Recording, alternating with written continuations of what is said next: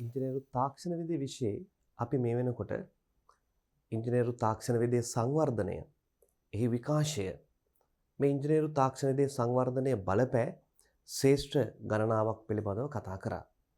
අපි දැන් කතා කරමු තාක්ෂණවේදී කළමනාකරණය කියන මාතෘකාව පිළිබඳව. තාක්ෂණවේදී කළමනාකරණයක් අවශ්‍ය වන්නේ ඇයි? ඉංජිනේරු තාක්ෂණවේදයේ කොපමණ සංවර්ධනය වුවත් මේ සංවර්ධන ක්‍රියාව ක්‍රමවත්ව පවත්වාගෙන යාම සඳහා මනා කළමනාකරණයක් අවශ්‍යයි. මේ මනා කළමනාකරණය තුළින් තමයි රටක් විදිහට ලෝකයක් විදිහට තාක්ෂණවේදයේ සංවර්ධනයේ අග්‍ර ප්‍රතිඵල අපට ලබා ගත හැකි වන්නේ. අපි දැන් බලමු තාක්ෂණවේදයේ කළමනාකරණය කියන අර්ථය කොහොමද අපි විග්‍රහ කරගන්නේ කියලා. මේකේ තියෙනවා කිසියම් සංවිධානයක් කියලා කියන පුතේ ඕන ව්‍යාපාර ආයතනයක් විදිහට අපිට ගන්න පුළුවන්. කිසියම් සංවිධානයක උපාය මාර්ගික මෙහෙයුම් අරමුණු.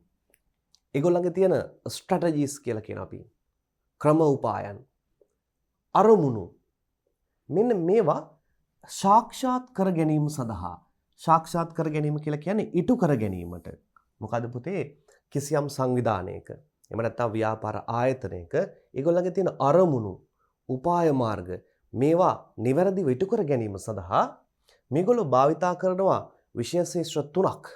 ඒ තමයි විද්‍යාව, තාක්ෂණය, කළමනාකරණය. මෙන්න මේ විෂයන් තුන එකතු කරගන්නවා. Science, technology and management. විද්‍යාව, තාක්ෂණය සහ මේ කළමනාකරණය කියන විෂයන් උපයෝගී කරගෙන ඒගොල්ලෝගේ ළඟ තියෙන තාක්ෂණික හැකියාවන් ටෙක්නිකල් ස්කිල්ස් සැලසුම් කරලා ප්ලෑන් කරලා ක්‍රියාත්මක කිරීම තාක්ෂණවේදී කළමනාකරණයයි. මෙන්න මේ අර්ථය තමයි තිබෙන්නේ. අපි නැවතත් බලමු තාක්ෂණවේදී කළමනාකරණය. කිසියම් සංවිධානයක උපාය මාර්ගික මෙහෙයුම් අරමුණු සාක්ෂාත් කර ගැනීම සඳහා විෂයන් තුන කුමක්ද? විද්‍යාව, තාක්ෂණය සහ කළමනාකරණය යන විෂයන් උපයෝගී කරගෙන තාක්ෂණික හැකියාවන් සැලසුම් කර ක්‍රියාත්මක කිරීම තාක්ෂණවේදී කළමනාකරණය නම් වේ.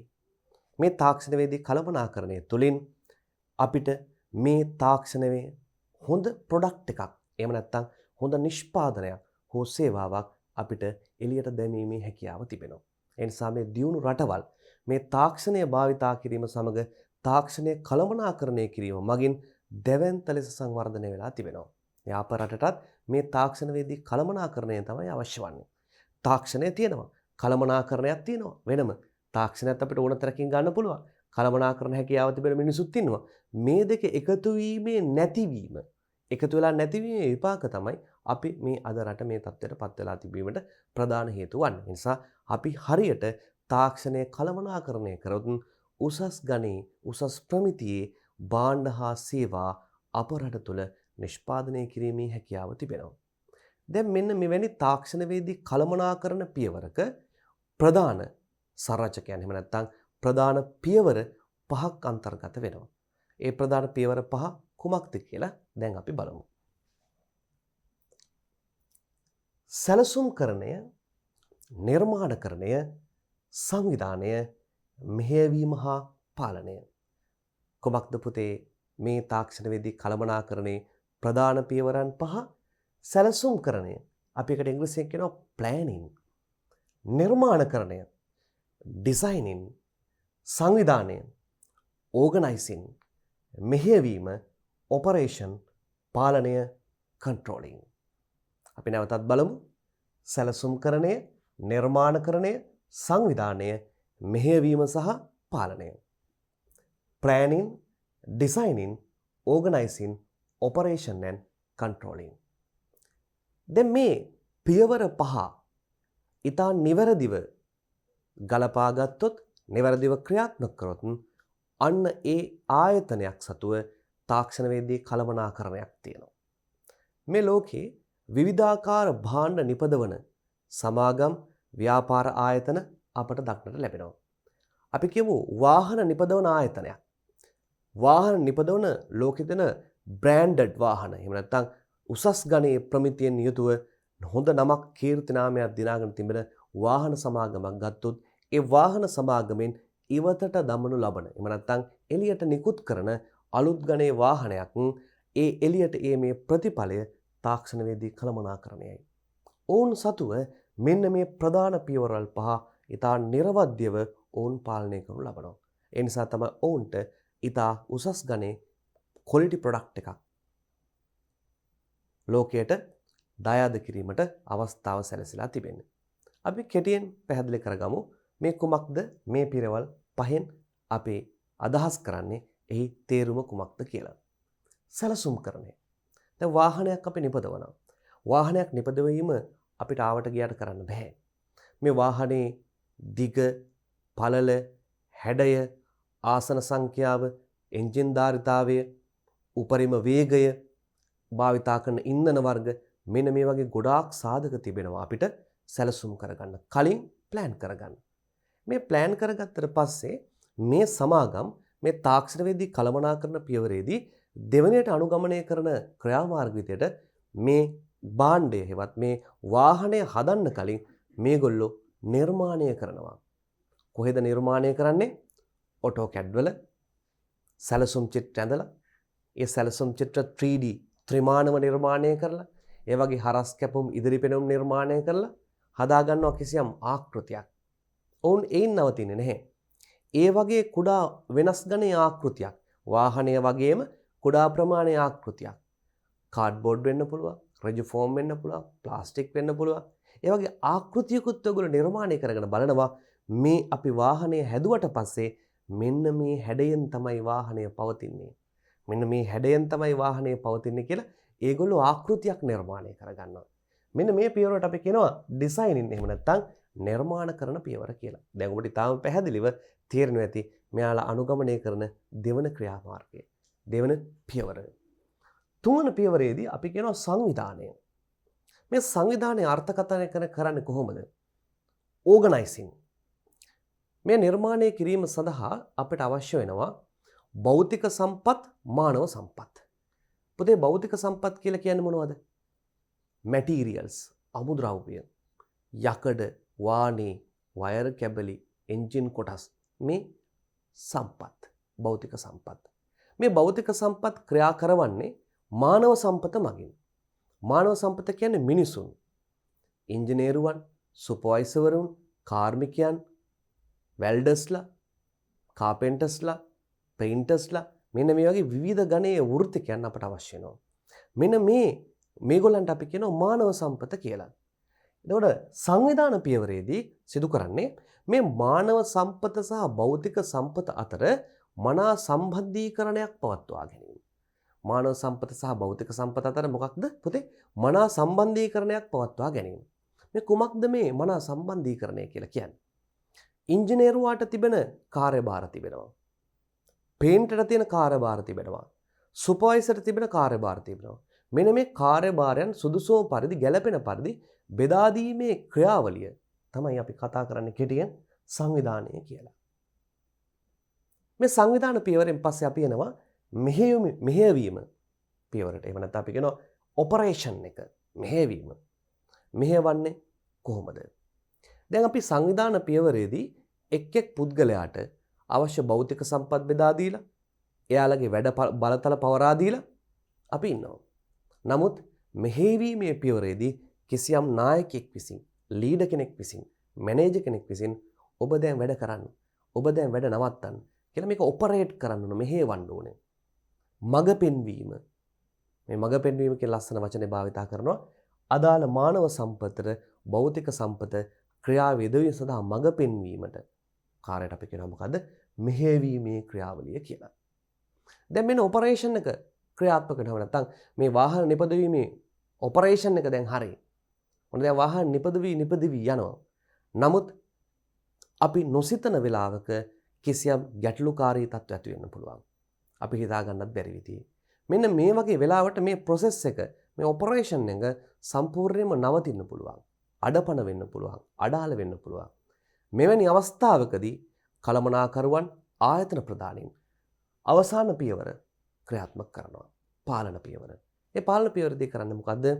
මේ ඔපරේෂන් එකේ මේ ක්‍රියාන්විතයේ ඇයි මෙහෙම නවතින්න හේතුනේ?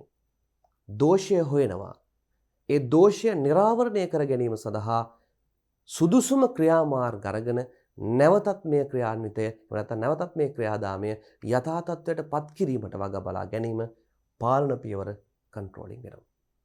මෙන්න මේ පියවර පහෙන් තමයි සාර්ථකව නිර්මාණයක් ලෝකයට දයාද කළ හැක්කේ. අපි නැවතත් මේ පියවරවල් පහ වෙනත් උදාහරණයක් භාවිතයෙන් නැවතත් අපි අධ්‍යයනය කරමු. සැලසුම් කිරීම. එහෙම නැත්නම් ප්ලෑනින්. දැන් මම මේ සඳහා ලස්සන උදාහරණයක් ගන්නවා. දැන් අපි මේ අනාගතයේදී වර්තමානයේදී ඔබේ ගෙවත්තේ තිබෙන පොල් ගස්වල පොල් කඩා ගැනීම සඳහා මිනිසෙක් හොයාගන්න අපහසුයි. ඒ සඳහා පළපුරුදු සහිත මිනිසෙක් හොයාගන්න අමාරුයි. ඒ නිසා මේ ලංකාව තුළ තිබෙන තාක්ෂණවේදී කළමනාකරණය සහිත ආයතනයක් මගින් කරනවා පොල් ගස් නගින රොබෝවරයෙක් නිර්මාණය කිරීම. දැන් සැලසුම් කරනවා. මේ සැලසුම් කිරීම පියවරේදී කරනවා රොබෝ වගේ බර කොච්චරද? මේ රොබෝව ක්‍රියාත්මක වන්නේ විදුලියෙන්ද ඉන්ධන වලින්ද? මොන සැලසුම් කරනවා. මේ සඳහා භාවිතා කරන අමුද්‍රව්‍ය කුමක්ද? මේ ඔහුට තියෙන බැටරියක් නම් මේ බැටරියෙන් පොල් ගස් කීයක නගින්න පුළුවන්ද? පොල් ගහේ නැග්ගට පස්සේ සෙන්සර් අතක් භාවිතා කරමින් සෙන්සර් හෑන්ඩ් එකක් භාවිතා කරමින් පැහුණ පොල් ගෙඩිය සොයාගන්නේ කෙසේද? ඒ පොල් ගෙඩිය නිවැරදිව කඩලා බිමට හෙළන ආකාරය මෙන්න මේ සියල්ලම සැලසුම් කරනවා. ඒක කෙටියෙන් කියනවා භාණ්ඩයක් නිෂ්පාදනය කිරීමේදී අපි ඉහත කී පියවර සියල්ල අනුගමනය කළ යුතුය. මේ පියවර අනුගමනය කිරීම සඳහා මනා සැලැස්මක් සකස් කරගත යුතුය. මේ සඳහා විවිධ පියවර ක්‍රියාවට නංවන කාල රාමුව ඒ සඳහා භාවිත යෙදීම් ඇතුළත් සම්පූර්ණ ලේඛනයක් භාණ්ඩය සැලසුම් කිරීමට අයිති වේ. අපි මේ සැලසුම් කරගන්න සියල්ල ලේඛනගත කරලා තබා ගන්නවා. ඉදිරි ප්‍රයෝජනය සඳහා වෙනස්කම් සිදු වුවොත් ඒ වෙනස්කම් සිදු කර ගැනීමටත් අපි ඔන්න ලේඛනගත කරලා තිබෙනවා. දැන් ඔන්න අපි පොල් කඩන රොබෝවා සැලසුම් කරලා ඉවරයි. දැන් මෙයා නිර්මාණය කරන්න ඕනේ. දැන් අපි කියවනේ නිර්මාණය කිරීම සඳහා දුවේ පුතේ AutoCAD තාක්ෂණය 3D සැලසුම් චිත්‍ර මේ වැඳලා බලනවා. ඒ වගේ මෙයාගේ කිසියම් ආකෘතියක් අපිට අඳ ගන්න පුළුවන්. ආකෘතියක් නිර්මාණය කරන්න පුළුවන්. නිර්මාණය කළා මොහු කොහොමද ක්‍රියාත්මක වෙන්නේ කියලා බලන්න පුළුවන්. ඒ වගේ මිතාම කුඩා ප්‍රමාණයේ එහා සමාන කුඩා රොබෝවරයෙක් නිර්මාණය කළා. ඔහු මේ නැගීම බැසීම අධ්‍යයනය කරන්න පුළුවන්. මේ වගේ අපිට ඔහු සතුව පවතින අඩුපාඩු රැසක් හඳුනා ගැනීමේ හැකියාව තිබෙනවා. ඒ නිසා මේ තාක්ෂණයේදී කළමනාකරන පියවරේ ඉතා වැදගත් කොටසක්. අපි එකට කියනවා නිර්මාණකරණය, ඩිසයිනින්. අපි බලමු. භාණ්ඩයක් නිෂ්පාදනය කිරීමට පෙර මෙන්න භාණ්ඩයක් නිෂ්පාදනය කිරීමට පෙර එම භාණ්ඩය නිර්මාණය කළ යුතුය. අන්න ඒ භාණ්ඩය නිර්මාණය කරනවා. ඒ භාණ්ඩය නිර්මාණය කරනවා. මෙහිදී භාණ්ඩයේ පිරිවිතරට අනුකූලව සැලසුම් චිත්‍රයක් නිර්මාණය කර යුතුය. අපි අර සැලසුමේ මේ භාණ්ඩයේ පිරිවිතර හදනවා. මේ පිරිවිතර කියන වචනේ අපිට මේ ඒකකයේදී මුලිනුත් හම්බුණා. පිරිවිතර ස්පෙસિෆිකේෂන් ස්පෙක් එකක් හදන්න ඕනේ. මෙයාට සැලසුම් කරන පියවරේදී. ඉතා වැදගත් ස්පෙක් එක. මේ සඳහා භාවිතා කරන ද්‍රව්‍ය, මේ වගේ ද්‍රව්‍යවල ක්වොලිටි එක, අමුද්‍රව්‍යවල ගුණාත්මක භාවය මේ සියල්ලමට අදාළ ලියකියවිල්ලක් හදනවා. මේ ලියකියවිල්ල ගැළපෙන පරිදි ඒ අනුකූලව තමයි මේ කුඩා නිර්මාණය සිදු කරන්නේ. මෙහි පිරිවිතරයෙන් අදහස් කරන්නේ භාණ්ඩය නිෂ්පාදනය කර අවසන් වීමෙන් පසු භාණ්ඩයේ තිබිය යුතු මිනුම්ය. මිනුම්.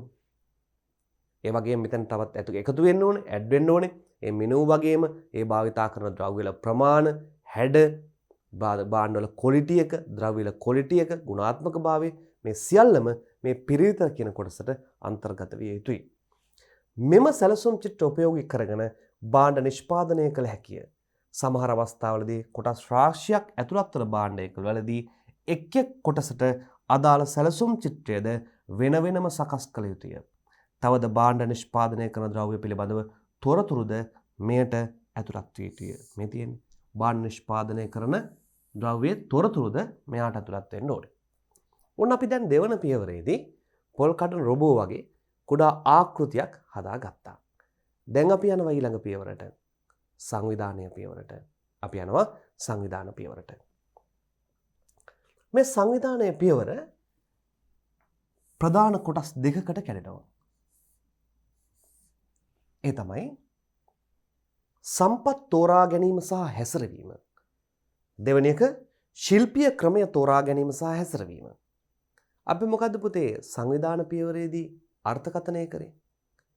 මානව සම්පත සහ භෞතික සම්පත අතර මනා සම්බන්ධීකරණයක් ගොඩනගා ගැනීම. ඔවුන්ට පැවරෙන වගකීම් සහ බලතල බෙදා දීම.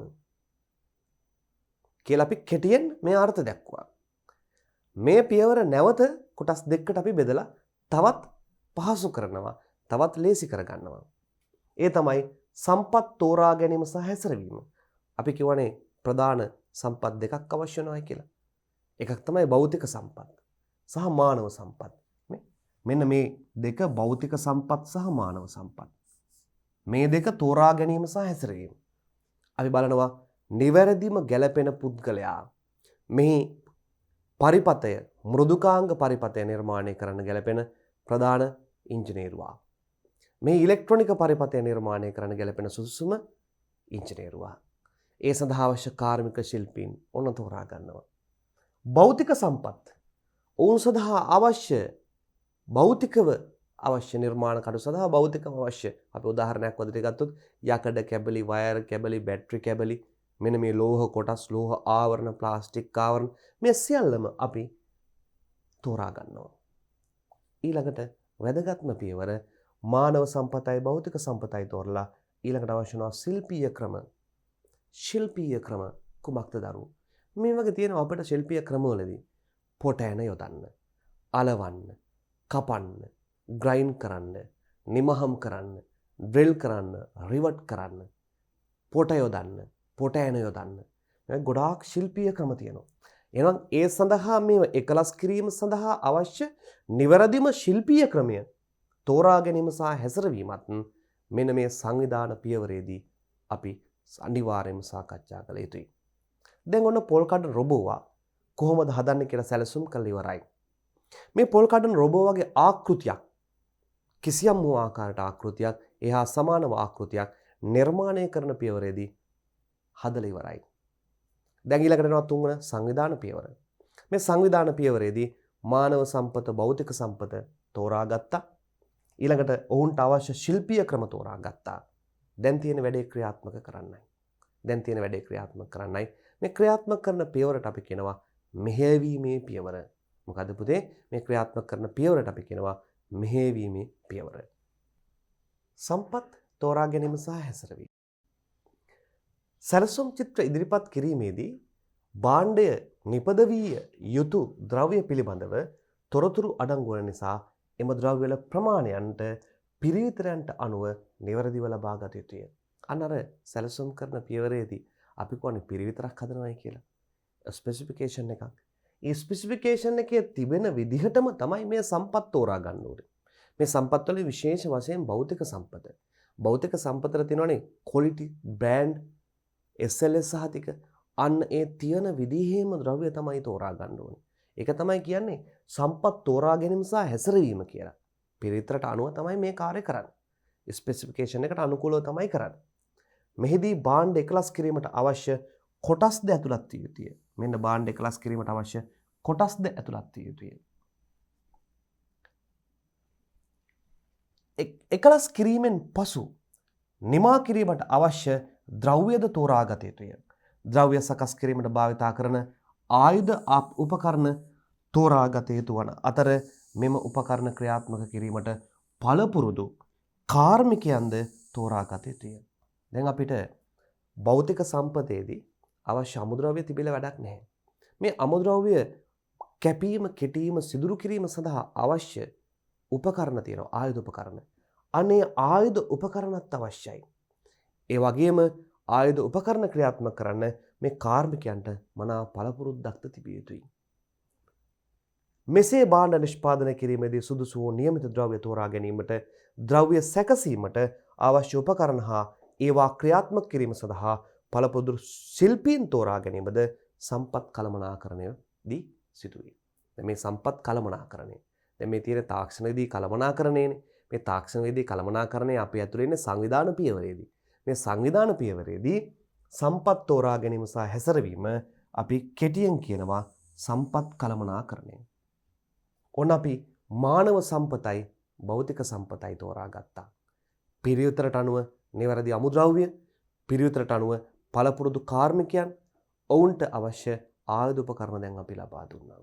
සංවිධාන පියවරේ දෙවන කොටස ශිල්පීය ක්‍රමය තෝරා ගැනීම සහ හැසිරවීම.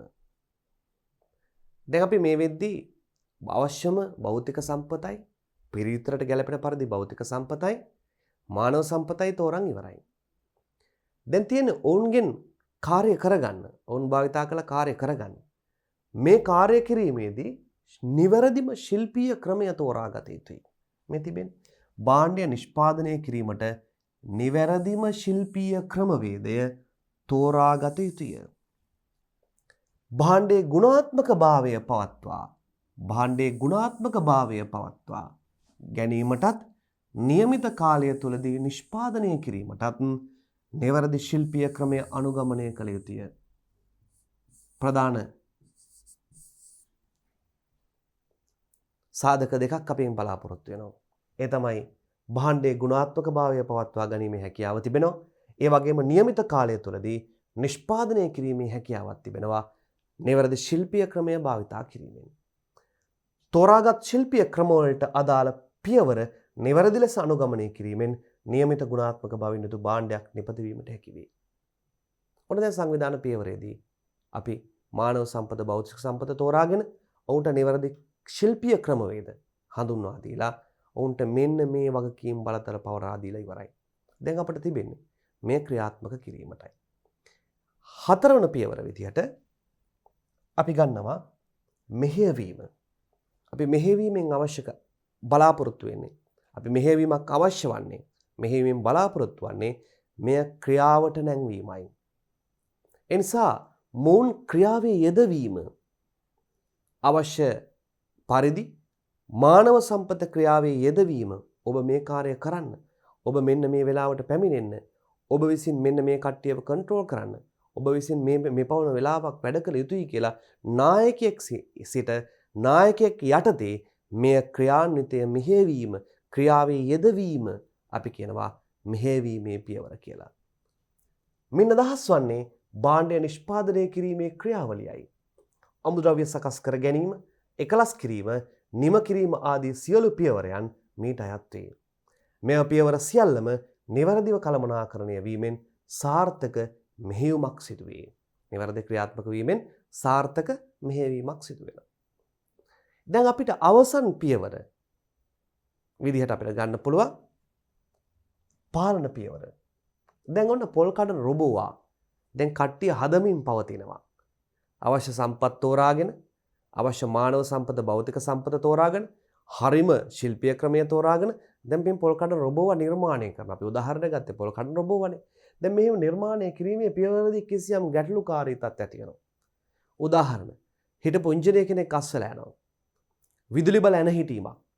දීර්ඝ වශයෙන් වසංගතයක් හේතුවෙන් මිනිසුන් වැඩට එන්නේ නැහැ. නමුත් මේ ක්‍රියාන්විතය, මේ ප්‍රොසෙස් එක, මේ ක්‍රියාදාමය අපට නැවැත්වීමේ හැකියාවක් නැහැ. අපි මේ සඳහා සුදුසුම විකල්ප ක්‍රමවේදයක භාවිතා කරනවා. මේකට පිළියමක්. අපි කියමු මේ සඳහා ආපු ඉංජිනේරුවරයා පැමිණුනේ නැහැ කියලා. ඒ සඳහා වෙනත් පුද්ගලයෙකු අපි තෝරාපත් කරගත යුතුයි. වෙනත් පුද්ගලයෙකු ඒ සඳහා ආදේශ කළ යුතුයි. සේවකයන් වැඩට පැමිණෙන්නේ නැත්නම් ඒ සඳහා වෙනත් ආදේශකයන්, වෙනත් සුදුසුම වෙනත් පුද්ගලයන් මේ සඳහා සොයාගත යුතුයි. සොයාගෙන මේ මෙහෙයවීමේ ක්‍රියාවලියේ දිගටම පවත්වාගෙන යාම, මෙහෙයවීමේ ක්‍රියාවලියේ ඒ ආකාරයෙන්ම පවත්වාගෙන යාම පාලන පියවරේදී අපි සිදු කරනවා. පාලන පියවර කෙටියෙන් හඳුනනවා මෙහෙයවීමේ ක්‍රියාවලියේදී කිසියම් අඩුපාඩු සහගත තත්ත්වයක් ඇති වුවොත් ඒ සඳහා සුදුසුම විසඳුම් සොයලා ඒ ආකාරයෙන්ම පවත්වාගෙන යාමේ පියවරට අපි කියනවා පාලන පියවර කියලා. මෙන්න මේ පියවරවල් පහ නිවැරදිව ක්‍රියාත්මක වුණොත් ලෝකයේ ඕනෑම තැනක, ඕනෑම රටක ගුණාත්මක භාවයෙන් යුතු ප්‍රොඩක්ට් එකක්, නිෂ්පාදනයක් එළියට දක්වන්න පුළුවන්. එhmenan අප රට තුළ තියෙන ප්‍රශ්නය කුමක්ද? තාක්ෂණයක් තියෙනවා, කළමනාකරණයක් තියෙනවා. මේ තාක්ෂණවේදී කළමනාකරණය නිවැරදිව නැති එකයි ප්‍රශ්නේ තිබෙන්නේ. ඊටාම වැදගත් කොටසක්. දැන් මේ පියවරවල් ටික අපිට තවත් විදිහකට එකතු කරලා තවත් ලස්සන නිර්වචනයක් ලබා දෙන්න පුළුවන් තාක්ෂණයේදී කළමනාකරණයට. ඉහත අධ්‍යයනය කරන ලද පියවර සියල්ලම කළමනාකරණය කිරීම තාක්ෂණවේදී කළමනාකරණයයි. එබැවින් මෙසේ තවදුරටත් නිර්වචනය කළ හැක. අපේ පළවෙනි නිර්වචනය කුමක්ද? කිසියම් සංවිධානයක මෙහෙයුම් අරමුණු සාක්ෂාත් කර ගැනීම සඳහා විද්‍යාව තාක්ෂණයේ කළමනාකරණ යන විෂයන් උපයෝග කරගෙන තාක්ෂණික හැකියාවන් සැලසුම් කර ක්‍රියාත්මක කිරීම තාක්ෂණවේදී කළමනාකරණයයි. දැන් මේකේ තිබෙනවා මානව යහපත උදෙසා තාක්ෂණවේදී නිෂ්පාදන ක්‍රියාවලිය සේවාවන්හි ඒකාබද්ධ සැලසුම් කිරීම නිර්මාණය කිරීම උසස් දේ තෝරා ගැනීම මෙහෙයුම පාලනය තාක්ෂණවේදී කළමනාකරණයයි. අර තාක්ෂණවේදී කළමනාකරණය හඳුන්වනවා සැලසුම්කරණය නිර්මාණකරණය සංවිධානය මෙහෙයවීම පාලනය කියන මේ පියවර ටිකත් එක්ක එකතු කරමින් ඔන්න අපි පැහැදිලි කරනවා තවත් ආකාරයකට තාක්ෂණවේදී කළමනාකරණය. අපි නැවතත් බලමු. මානව යහපත උදෙසා තාක්ෂණවේදී නිෂ්පාදන ක්‍රියාවලිය හා සේවාවන්හි ඒකාබද්ධ සැලසුම් කිරීම නිර්මාණය කිරීම උසස් දේ තෝරා ගැනීම මෙහෙයුම පාලනය තාක්ෂණවේදී කළමනාකරණය කියලා හඳුන්වනවා. අර පියවරවන් 5 එකතු කරමින් තමයි මෙය නිර්වචනය ලබා දීම සිදු කරන්නේ. ඊට පස්සේ එනම පුතේ මෙන්න මේ පියවරවන් 5 එකිනෙක බද්ධ වෙලා තිබෙන බව පෙන්වන සටහනකට. මේ පියවරන් 5 එකිනෙක බද්ධ වෙලා තිබෙන්නේ. මේක එකක්වත් ඉවත් වෙන්න බෑ. එකක් අයින් කරන්න බෑ. කුමන හෝ පියවරක් අයින් වුවොත් සම්පූර්ණ මේ ක්‍රියාදාමයේම අඩපණ වෙනවා. අපි නැවතත් මේ ක්‍රියාදාමයේ කෙටියෙන් බලමු. මේදී අපි පළවුණු පියවර සැලසුම්කරණය ප්ලෑනින් අරමුණු තීරණය කිරීම හා ඒවා ඉටු කර ගැනීමේ ක්‍රියාමාර්ග තීරණය කිරීම. නැවතත් වෙනත් අර්ථයකින්. ඊට පස්සේ නිර්මාණකරණය ඩිසයින් නිෂ්පාදන කිරීමට අරමුණු ප්‍රදර්ශනය කිරීම සහ සැලසුම් චිත්‍ර නිර්මාණය කිරීම. සංවිධානය ඕගනයිසින් සම්පත් ශිල්පීය ක්‍රම තෝරා ගැනීම සහ හැසිරවීම. සම්පත් ශිල්පීය ක්‍රම තෝරා ගැනීම සහ හැසිරවීම. මෙහෙයවීම අරමුණු ළඟා කර ගැනීම සඳහා තාක්ෂණික ක්‍රියාවලිය තුළ පුද්ගලයන් ඊට අනුගත කරවීම. අන්න මෙහෙයවීමේ පියවර. පාලන පියවර ආයතනික පරමාර්ථ ඉටු කර ගැනීම සඳහා සැලසුම් නිසි පරිදි ක්‍රියාත්මක වේදයි පරීක්ෂා කිරීම. අපි කියන මොකද්ද? පාලන පියවර. මෙන්න මේ ක්‍රියාදාමයන්ගෙන් සමන්විත තාක්ෂණවේදී කළමනාකරණය ක්‍රියාවලිය තුළින් ඊටාම උසස් තත්ත්වයේ ගුණාත්මක බවින් හෙබි භාණ්ඩයක් අපට නිපදවා ගැනීමේ හැකියාව පවතිනවා. ඊළඟට දුවේ පුතේ මේ තාක්ෂණවේදී කළමනාකරණයේදී පහත කරුණු පිළිබඳව ප්‍රධාන වශයෙන් අවධානය යොමු කළ යුතු වෙනවා. මේ තාක්ෂණයේදී කළමනාකරණ පියවරේදී පහ සඳහන් ප්‍රධාන කරුණු පිළිබඳව අවධානය යොමු කරන්න වෙනවා. මොනවද පුතේ ප්‍රධාන කරුණු කියලා කියන්නේ? දැන් මේ ප්‍රොසෙස් එක ක්‍රියාත්මක වේගන යනකොට අපි පොඩ්ඩක් අවට පරිසරය, අවට තාක්ෂණවේදී පරිසරය පිළිබඳව නිරන්තර සෝදිසියෙන් සිටින්න ඕනේ. ඒ නිරන්තර සෝදිසියෙන් සිටින්නේ කිසියම් හෝ ව්‍යාපාරයට බලපෑමක් එයි. ව්‍යාපාරයේ පරිහානියටපත් වෙයි. ව්‍යාපාරයේ ක්‍රියාවලිය අඩපණ වෙයි. නව වෙනස් විදිහේ තරංකරුවන් ඇවිල්ලා තමාගේ නිෂ්පාදනයට වඩා වෙනත් ගුණාත්මක භාවයෙන් නිෂ්පාදන සිදු කරයි. ඒ නිසා අපි මේ හා සම්බන්ධයෙන් වෙනස් විය යුතුයි. නවීන තාක්ෂණත් එක්ක වෙනස් විය යුතුයි. මෙන්න මේ වගේ කාරණා පිළිබඳව මේ ව්‍යාපාරවල අයිතිකරුවන් නිරන්තර සෝදිසියෙන් පසුවිය යුතුයි. එවැනි අවධානය යොමු කළ යුතු.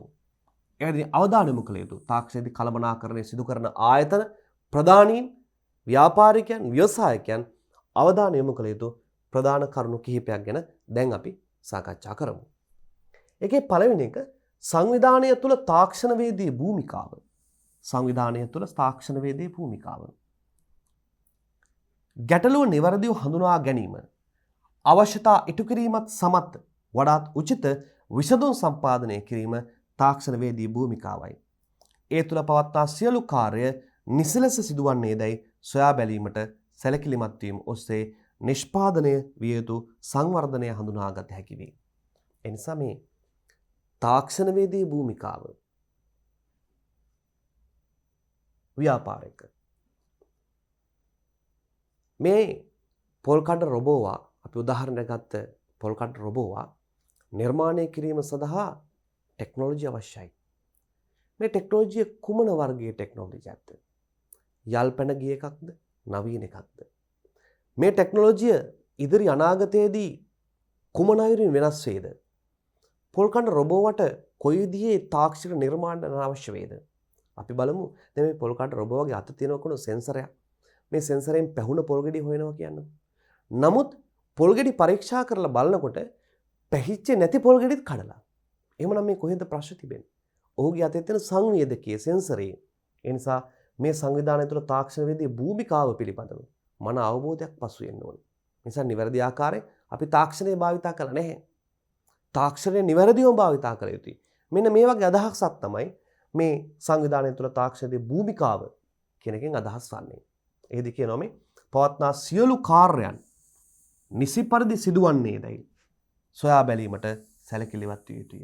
අඩුපාඩු තිබෙන්න බෑ. මේ අපි මේ ගමන යන්නේ තාක්ෂණයත් එක්කනේ. තාක්ෂණ විදී කළමනාකරණය යන්නේ. ඒ නිසා තාක්ෂණයේ උපරිම ප්‍රයෝජන ලබා ගත යුතුයි.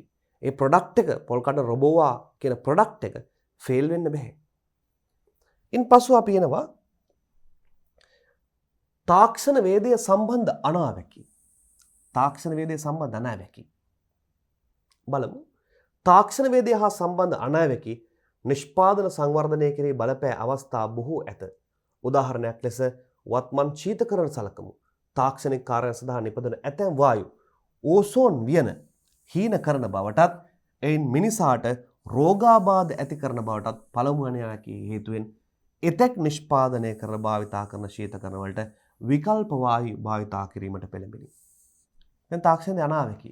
අපි කියන මේ ශීතකරණ නිෂ්පාදනය කරනකොට මේ ශීතකරණ තිබෙන ක්ලෝරෝෆ්ලෝරෝ කාබන් අපි කලින් චැප්ටර් එකේදීත් මේ සඳහා මේ පිළිබඳව කතා කරා. මෙය ඕසෝන් වියන විනාශ කරනවා. ඒ නිසා පාරජම්බෝල කිරණ අපේ ශරීරයට පතිත වෙනවා. චර්ම රෝග, අක්ෂි රෝග වගේ දේවල් හැදෙන්න පුළුවන්. ඒ නිසා අපි මේ ඕසෝන් වියන බේරා ගන්න අපි ශීතකරණ නිෂ්පාදනය කරනකොට ඒ අහිතකර වායු බැහැර කරමින් තමයි නිෂ්පාදනය කරන්නේ. ඒ නිසා හරියට අනාවැකිය පළ කළ යුතුයි. හරියටම නිවැරදිම අනාවැකිය පළ කළ යුතුයි. එවැනි අනාවැකියක් පළ කරපු අවස්ථාවක් පිළිබඳ තාත්මක උදාහරණයක් දෙන්නම්. දැන් අපි ගන්නවා දුරකථන සමාගම්. මේ දුරකථන සමාගම් වල ප්‍රධාන වශයෙන් තියෙනවනේ ඔපරේෂන් සිස්ටම් දෙකක්. ඔපරේෂන් සිස්ටම් දෙක Android, Apple OS, එහෙම නැත්නම් Windows. මේ ලැප්ටොප් වල එහෙම නැත්නම් පරිගණක යන්ත්‍රවල තිබ්බ OS එකම භාවිතා කරා කිසියම් සමාගමක් දුරකථන සඳහා. තවත් සමාගමක් භාවිතා කරා Android කියන ඔපරේෂන් සිස්ටම් එක. නමුත් ඒ දෙකෙන් සාර්ථක වූයේ පරිගණක වලට භාවිතා කරන ලද OS එකද දුරකථන වල වෙනුවෙන්ම භාවිතා කරන ලද OS එකද? දුරකථන වෙනුවෙන්ම නිර්මාණය කරන ලද Android OS එක ඔපරේෂන් සිස්ටම් එක සක්සස් වුණා. අන්න බලන්නකෝ ෆෝන් එකමනේ දුරකථනයමනේ කම්පියුටරේ වගේම ක්‍රියාත්මක කරන්නේ. ඒකෙම තිබ්බ ඔපරේෂන් සිස්ටම් එක හරියට ෆේල් වුණා. ඒ නිවැරදිව ලෝකේ ප්‍රසිද්ධ වුණේ නැහැ. අන්න මේ විදිහේ අනාවැකි අපිට ප්‍රකාශ කිරීමේ හැකියාව තිබෙන්න ඕනේ. එහෙම නැති වුණොත් ඔවුන් ගන්න තීරණ මත ඔවුන්ගේ සම්පූර්ණ ක්‍රියාදාමයම අඩපණ වෙන්න පුළුවන්. අනේක තමයි තාක්ෂණයේ සම්බන්ධ අනාවැකි කියලා අපි ප්‍රකාශ කරන්නේ. ඉන්පසුව අපි එනවා තාක්ෂණ වේදේ ගමන් මඟ හඳුනා ගැනීම. මේ ඔක්කොම අනාගතය ගැන තමයි බලාපොරොත්තු තියාගන්නේ. ගමන් මඟ කුමන පැත්තකට යයිද? අනාගතයේ කුමන වගේ නිර්මාණ සිදු කරයිද? අනාගතයේ තාක්ෂණයට භාවිතා කරන තාක්ෂණයට ඉල්ලුමක් තිබෙනවාද? නිෂ්පාදන වැඩි දියුණු කිරීමේ ක්‍රියාවලිය තුළ විවිධ අවශ්‍යතා මතුවේ. එහිදී මතුවන ගැටලු සඳහා පවත්නා තාක්ෂණය වැඩි දියුණු කිරීම හෝ නව තාක්ෂණයේ ආදේශ කර ගනිමින් විසඳුම් ලබා දිය යුතුය. එනම් නිෂ්පාදන වැඩි දියුණු කිරීමේ ක්‍රියාවලිය තුළ පවත්නා විවිධ තාක්ෂණවේදී ක්‍රියාවලි පවතී. ඒවා පියවරෙන් පියවරට පෙළ ගැස්වීමට හා ඒ අනුව කටයුතු කිරීමට තාක්ෂණවේදී කළමනාකරණයේදී සැලකිලිමත් විය යුතුය. ගමන් මඟ හඳුනාගෙන ඊට ගැළපෙන සුදුසුම විසඳුම් සොයාගෙන ඉදිරියට ගියොත් තමයි මේ ප්‍රොඩක්ට් එක නැවත පාරිභෝගිකයාගේ ඉල්ලුම, පාරිභෝගිකයා සැනසීමට, පාරිභෝගික ආකර්ෂණ දිනා ගැනීමට හැකියාව තිබෙනවා. දිනෙන් දින දියුණුවන තාක්ෂණය මෙයට එකතු කරගත යුතුයි. අපි උදාහරණයක් විදිහට කියමු මේ පොල් කඩ රොබෝවා ප්‍රමාණයෙන් විශාලයි. නමුත් මේ කුඩා කළ හැකි මෙහි බර අඩු කර හැකි සැහැල්ලු අමුද්‍රව්‍යයන් තාක්ෂණයේ සංවර්ධනය සමග වෙළඳ පොළට එනවා. ඒ වගේම මේ පොල් කඩ රොබෝවා ගහේ ඉහළ පහළ නගින්නේ බැටරියකින්. මේ එක බැටරියකින් පොල් ගස් 10ක් ගෙඩි තමයි කඩන්න පුළුවන් වෙන්නේ. නමුත් වෙළඳ පොළට නිකුත් වෙනවා ඊටාම කාර්යක්ෂම බැටරියක්. මේ බැටරිය මගින් මොහුට පැය ගණනාවක් වැඩ කිරීමේ හැකියාව තිබෙනවා. එහෙනම් මේ සමාගම මොකද කරන්න ඕනේ? අර පරණ බැටරි ඉවත් කරලා අලුත් බැටරිය මේ රොබෝවරයා සඳහා ආදේශ කළ යුතුයි. අන්න තාක්ෂණයේ ගමන් මඟ නිවැරදිව හඳුනාගත්ත පුද්ගලයෙක්. ඒ වගේම මේ පොල් කඩ රොබෝවට ආදේශක ද්‍රව්‍ය වෙනත් රටවලින් ලංකාවට පැමිණෙනවා. නිසා ඔවුන් සමග තරඟ කරමින් තමාගේ ප්‍රොඩක්ට් එක ගුණාත්මක භාවය ඉහළ දමමින් කෙසේ හෝ පාරිභෝගික ආකර්ෂණය ඇති කර ගැනීමටත් මේ ව්‍යාපාර ආයතන සමත් විය යුතුයි. එහෙම වුණොත් තමයි ඔවුන්ගේ පැවැත්ම අනිවාර්යයෙන්ම තීරණය වන්නේ. ව්‍යාපෘතියේ පරිමාණය ප්‍රමාණය තාක්ෂණවේදී ව්‍යාපෘතියක පරිමාණය ඒ සතු සම්පත් තාක්ෂණය හා දැනුම් ශිල්පීන් ප්‍රාග්ධන ආයෝජන වැනි මත තීරණය වේ. නිෂ්පාදන වැඩිදියුණු කිරීමේ යෝජනා ක්‍රියාත්මක කිරීමේදී ව්‍යාපෘතියේ පරිමාණය පිළිබඳ සැලකිලිමත් විය යුතුයි. උදාහරණයක් ලෙස සුළු පරිමාණ ඇඟලුම් නිෂ්පාදන ආයතනයක් සලකමු. නිවැරදි මිනුම් අණුව මානව මිතික ලක්ෂණට අනුව පතරම් අණුව නිෂ්පාදන සිදු කළ හැකිය යුතුයි. එවන් නිෂ්පාදන වැඩිදියුණු කිරීම සිදු කළ හැකි වද වෙනත් විශේෂ යන්ත්‍ර යොදාගෙන කළ යුතු වන මෙහුම් ක්‍රම යොදාගත නොහැකි වේ. ඒ සඳහා තම ව්‍යාපෘතියේ පරිමාණය පවත්නා මට්ටම ඉහළ මට්ටමකට ගෙන යා යුතුය. දැන් මේ කියන කියලා තියෙන ඇඟලුම් කර්මාන්තය. කුඩා ඇඟලුම් කර්මාන්තයක් පටන් ගන්නවා මේ ප්‍රොඩක්ට් එක ලංකාව තුළ ප්‍රසිද්ධ වෙනවා. ඔන්න මේ ඇඟලුම් කර්මාන්තයේ තියෙන නිපදවීම් වලට ලැබෙන විශාල ඉල්ලුමක් යුරෝපීය වෙළඳ පොලේ. අනිවාර්යෙන් ඔහුගේ ව්‍යාපෘතියේ ප්‍රමාණය විශාල කරන්න වෙනවා. ඒ විශාල කරන්න එහා සඳහා ගැළපෙන යන්ත්‍ර සූත්‍රද මේට යොදාගත යුතුයි. එමගින් මිහි ප්‍රමාණය ලොකු කරලා විශාල ලාභ ලබා ගන්න පුළුවන්. ඒ වගේ මීට ගැළපෙන කළමනාකරණ මණ්ඩල, සේවක මණ්ඩල, ප්‍රචාරණ මාධ්‍ය, ප්‍රවාහන, යටිතල පහසුකම්, සේවකයන්ගේ සුබ සාධනද මේ සියල්ලම වැඩි දියුණු කර විශාල කරගත්තොත් ඔවුන් දිනෙන් දින දියුණු වන සමාගමක් බවට පත් කරගත හැකියි. මේ තමයි අපි කතා කරන ලද ඉංජිනේරු තාක්ෂණ වේදී දෙවන කොටසේ අවසාන පරිච්ඡේදය. මෙහිදී අපි තාක්ෂණ වේදී කළමනාකරණය පිළිබඳව තාක්ෂණ වේදී ක්‍රියාවලිය පිළිබඳව සාකච්ඡා භාජනය කරා. අපි ඊළඟ කොටසෙන් මේ පාඩමේ අවසන් කොටස දේශීය කර්මාන්ත වර්ගීකරණය කියන කොටසත් එක්ක නැවතත් එකතු වෙමු.